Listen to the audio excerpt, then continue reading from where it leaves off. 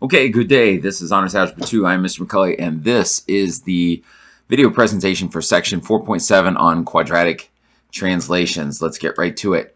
Today we're going to be taking quadratic functions that are in the form ax squared plus bx plus c and rewriting them in vertex form, which is y equals a times the quantity x minus h squared plus k, and then we're going to transform graphs of quadratic functions that are also in that form.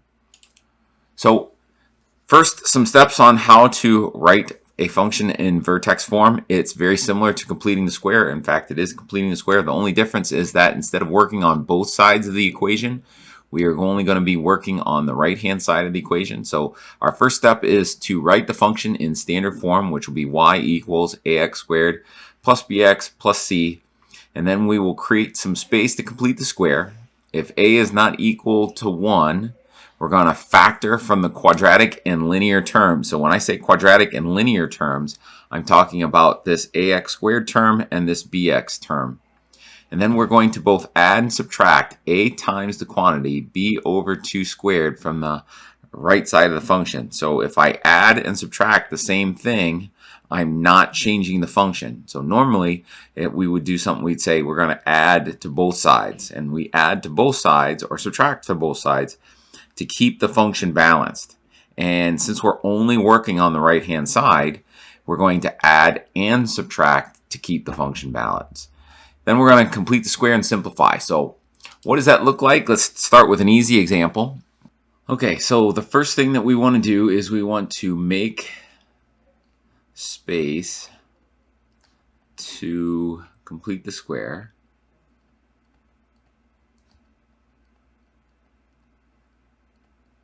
And so what that'll look like is we'll go y equals x squared plus 4x, and then we'll move this 7 over a little bit. We're lucky that a is equal to 1 in this case, and so now we can just come over to this 4, this b value, and we can look at it, and we're going to add and we're going to subtract half of that squared. So I'm going to, since a is equal to 1, we are allowed to add and subtract 4 over 2 squared on the right side. All right, so it'll be x squared plus or minus. Now, 4 over 2 is just 2. And so now, if I've added that 2 squared, if I subtract 2 squared, I am keeping the right-hand side balanced. And so this is now a perfect square.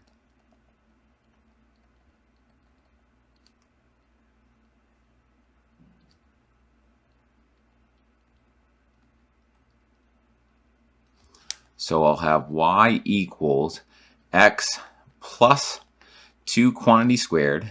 I am subtracting 7 and I'm subtracting 2 squared. So I've got minus 7 minus 4 will be negative 11. And this is my vertex form.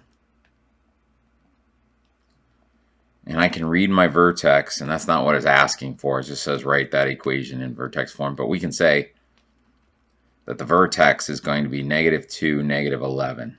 And so whatever makes this 0 and that number is going to be the values for the vertex. All right, let's try one that's a little bit more difficult. Let's try one where we have a is not equal to 0. And so the same thing is I'm going to start with the same thing. And I'm going to say make space to complete the square.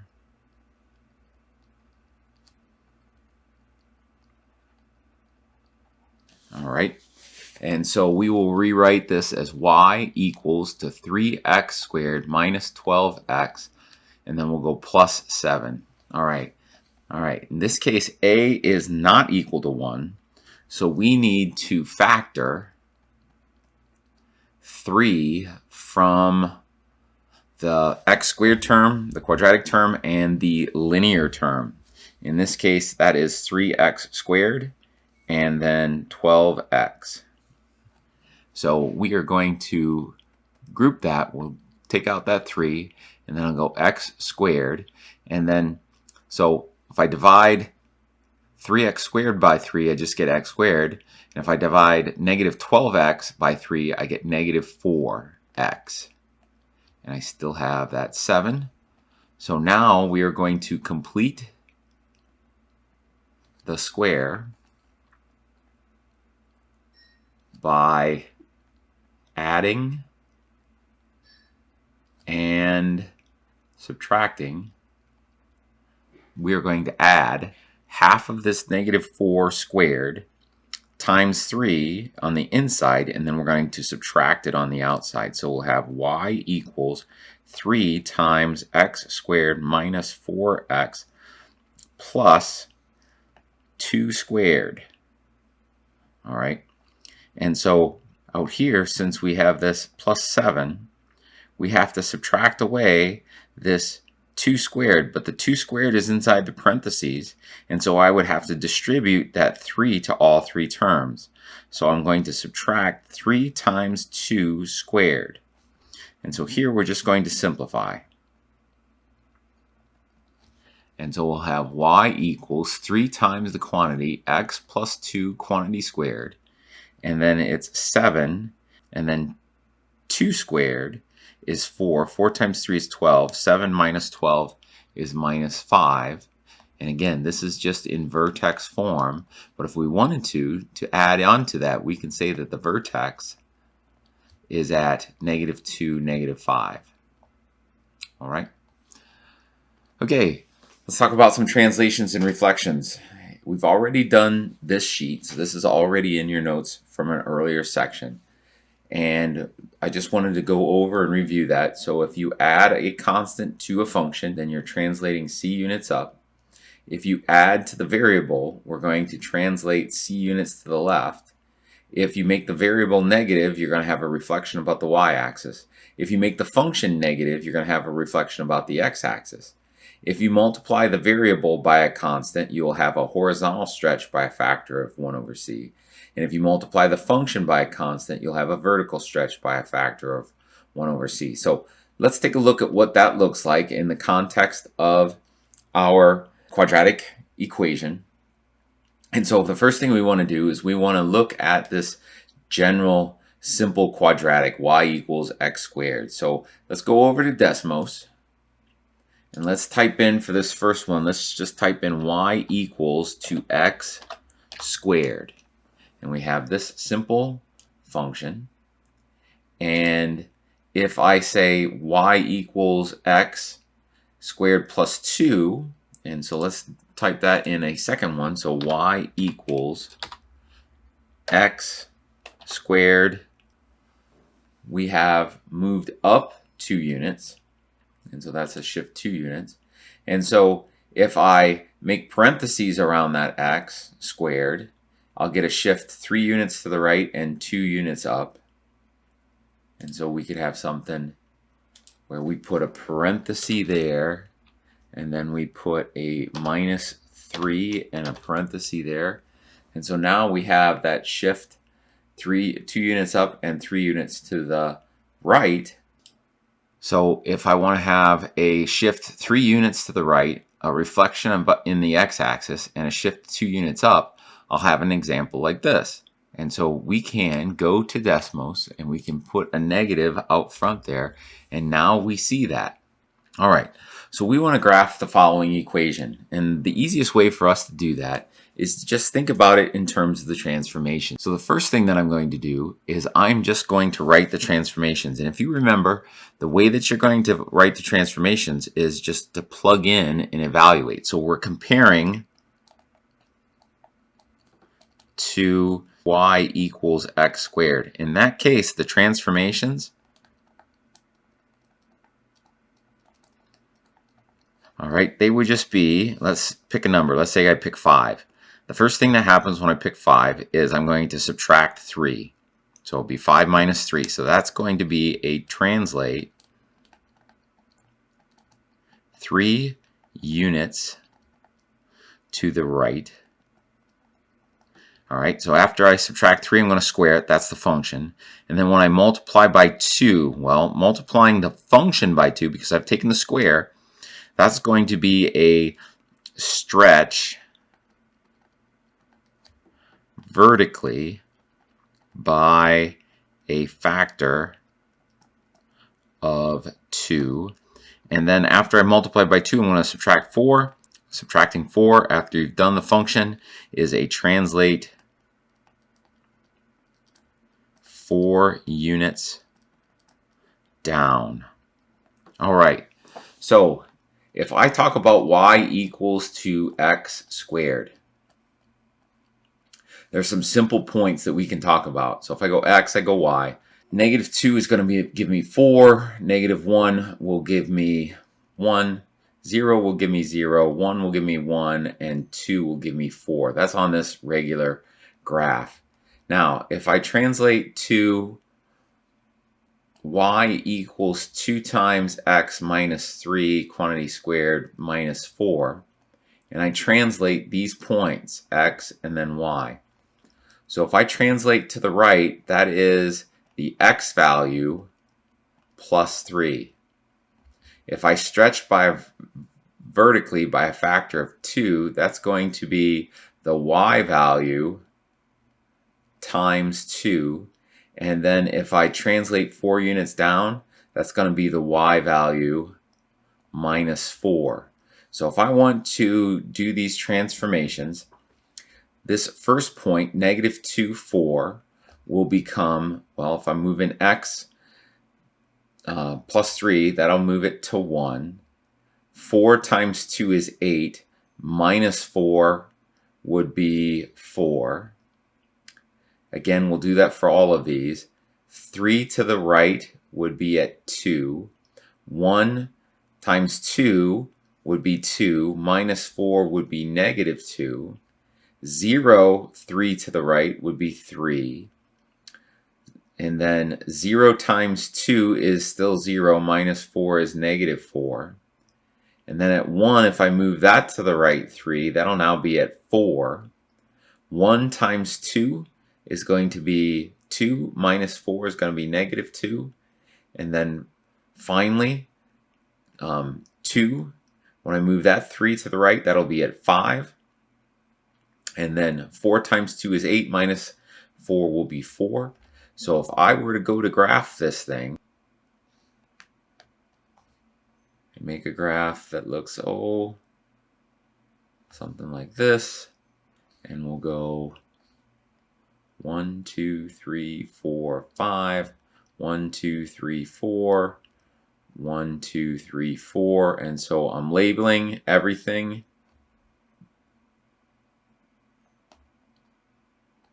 We'll go y there, we'll go x here, and so let's label some points. So at 1, 4, I have a point.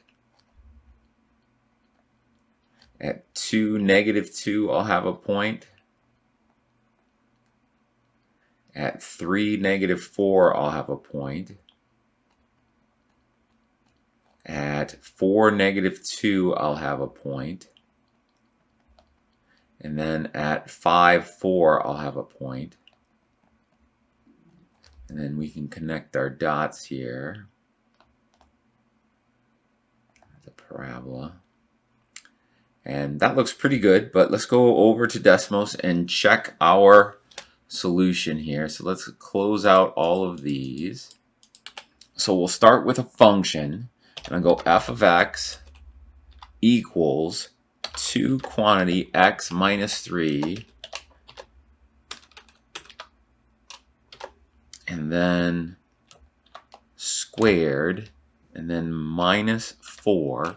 And then to check our points here, what we'll do is we'll set up a table. So I'll go to plus, we'll set up a table, and let's put it in projector mode so it's easier to see.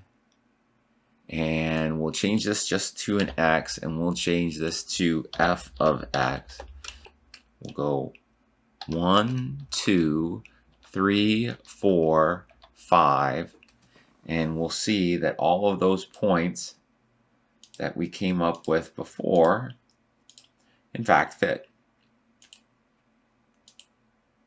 All right, so the next thing, we want to write a quadratic function in vertex form. So that vertex form, if you remember, form is y equals a times the quantity x minus h quantity squared plus k. Now when I come over to here, it's a little hard to see, I know, but this point right here is 5, 4, and this point right here is 6, 1. Now, since this is the vertex point, we already know h and k. We'll just plug those in there. Now what we can do is we can use these 2 points, or these 2 values, as an x and a y, and we can solve for a. What we want to do is use x, y, and h, k to solve for a. And so my y was 1. I don't know what a is. I'm going to solve that. And my x is 6. My h is 5. My k is 4. So we're going to solve for a. And so the first thing I'm going to do is to simplify. And so I'll have 6 minus 5 is 1. 1 squared is 1 times a is a plus 4. And so the next step, I'm going to subtract 4. So I'll have negative 3 equals to a. And so now I will plug a and then hk into the formula and simplify. So I'll have y equals, my a value is negative 3. I'll have my x, my h value is 5. And then my k value is 4. And that is it. So the last one, we're going to write the function in vertex form. We're going to identify the vertex, the axis of symmetry, and the direction of opening. So the first thing I want to do is solve for y. And so for me to do that, I'm going to add 12. And so that will give me negative 2x squared plus 7x plus 12 equals to y. So I'm going to switch here. And I'll have y equals negative 2x squared plus 7x plus 12. And then I will make room to complete the square.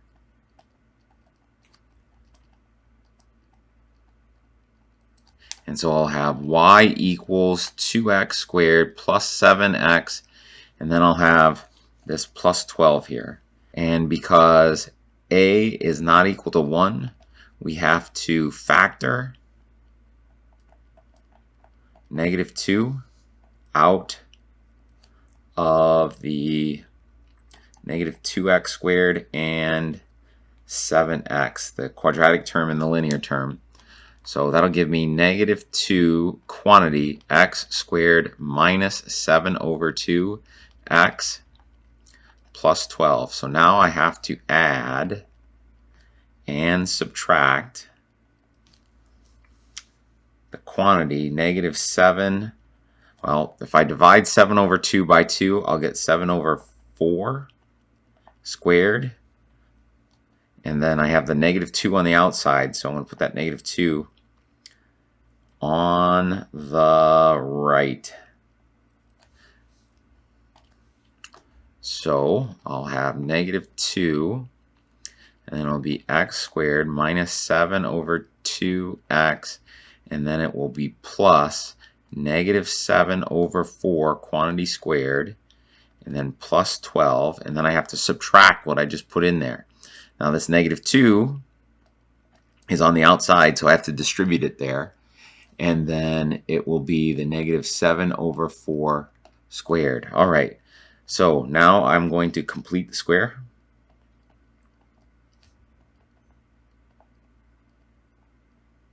And that'll give me y equals to negative 2 times the quantity x minus 7 over 4 squared.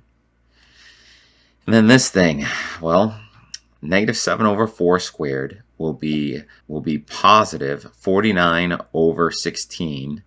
But when I multiply that by negative 2, that 16 will become an 8. So I'll have, and it'll be negative, and that negative will make a positive. So I'll have 49 over 8. And then to add my 12 there to it, I'll have 8s. I need 8s. So 12 times 8 would be 80 and 16, so 96. And so I'm going to simplify one more time. And then I'll have y equals negative 2. It'll be x minus 7 over 4. And then 96 and 49. Well, let's see here.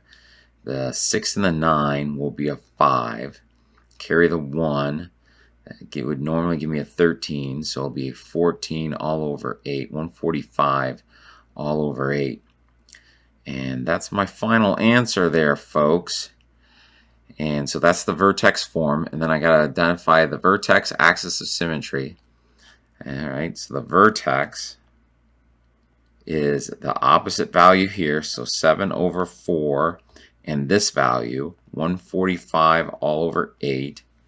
And then the axis of symmetry will be the same as the x value, because remember that the vertex lies on the axis of symmetry. So I'll have x equals 7 over 4.